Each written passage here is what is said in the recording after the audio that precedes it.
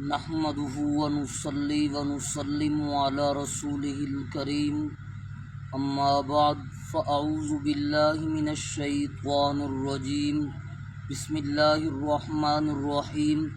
میرے واجب الاحترام سامعین کرام، آج آپ حضرات کے سامنے ایک اہم حدیث سنانے چلے ہیں۔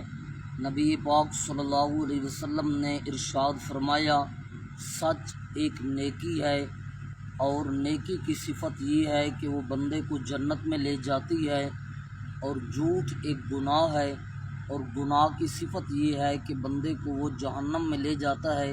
میرے واجب الاحترام، اللہ رب العزت نے مسلمان بندے کو حکم دیا کہ وہ سچ بولے اپنی زبان سے اور جھوٹ سے پرہیز کرے۔ سچ بولنے والا بندہ دنیا اور آخرت میں کامیاب ہو جاتا ہے، اور جھوٹ بولنے والا بندہ دنیا اور آخرت میں ناکام ہو جاتا ہے۔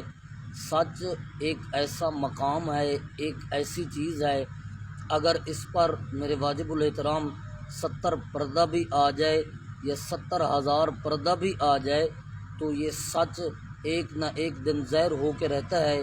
اور دوسری حدیث میں نبی پاک صلی اللہ علیہ وسلم نے ارشاد فرمایا، جو بندہ سچ بولتا ہے اس کا دل مطمئن ہوتا ہے، اور جو بندہ جھوٹ بولتا ہے اس کا دل ہر وقت شک میں ہوتا ہے کہیں میرا جھوٹ پکڑا نہ جائے۔ میرے واجب الاحترام، دعا کریں اللہ ہمیں سچ بولنے کی توفیق نصیب فرمائے۔